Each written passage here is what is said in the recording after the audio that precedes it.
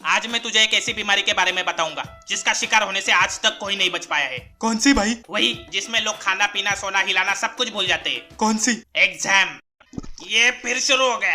अगर blackmailing illegal है तो दुनिया के सारे टीचर को अंदर डाल दो। जैसे ही एग्जाम नजदीक आती है साले इंटरनल काटने के नाम पर ब्लैकमेल करना शुरू कर देते। असाइनमेंट लिख के लाओ नहीं तो इंटरनल काटूंगा। 70% अटेंडेंस चाहिए नहीं तो इंटरनल काटूंगा। रोज मेरा पिछवाड़ा खुजाओ नहीं तो इंटरनल काटूंगा। काटो काटो साले का पिछवाड़ा काट डालो।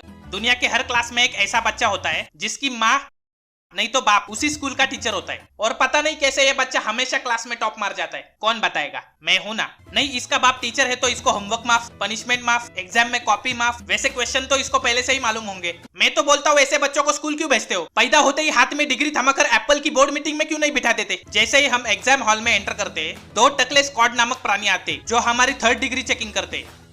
ये क्या है? चाबी है सर, बाहर रख के आओ। ये क्या है? ये वॉलेट है सर, बाहर रख के आओ।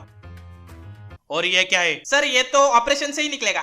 जैसे ही क्वेश्चन पेपर हाथ में आता है क्लास के कुछ बच्चे ऐसे पेपर लिखना चालू कर देते जैसे सारी किताबें इन्होंने ही लिखी है। इनके मोटे मोटे आंसर्स देखकर ऐसा लगता है ये बनेगा अगला आइंस्टाइन। इसी बीच में एक जानी पहचानी आवाज आती है, सप्लीमेंट। ये शब्द गरम तेल की तरह कानों में पड़ते ही सारे लोग उस बच्चे की तरफ ऐसे देखते हैं जैसे उसने सप्लीमेंट नहीं डिवोर्स मांगा है। जैसे ही एग्जाम खत्म हो जाता है हम लोगों को सप्लीमेंट बांधने के लिए थ्रेड्स दिए जाते हैं। जरा जाके कोई इन बहन के पकौड़ों को समझाओ कि स्टेपलर का इन्वेंशन हो चुका है भाई, नहीं तो स्टेपलर से पिछवाड़ा बंद कर दूंगा मैं।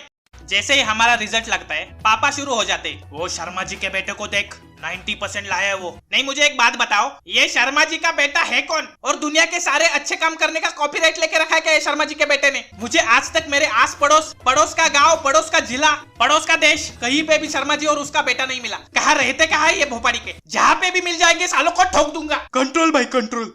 अगर आपको 10वीं में 80 से ज्यादा मार्क्स आए हैं तो आपसे बदनसीब इंसान कोई नहीं है दुनिया में। आपने खुद का ही चूतिया काट लिया है, क्योंकि जिन लोगों को 50-60 मिला है उन लोगों के पास करियर चूज करने की पूरी आजादी है। चाहे तुम आर्ट्स में जाओ, कॉमर्स में जाओ या मैनेजमेंट में जाओ। लेकिन आपको गलती से भी 80 से ऊपर मार्क्स आए हैं तो आपको साइंस में जाने से भगवान भी नहीं बचा सकता, क्योंकि हमारे देश में आर्ट्स और कॉमर्स में जाने वालों को होशियार नहीं माना जाता। लेकिन वही लोग आज बिजनेसमैन और कलाकार बन गए और साइंस वाले बेकार बन गए। जैसे ही एग्जाम नजदीक आती है हमारे घर वाले हाथ धोकर पीछे पड़ जाते।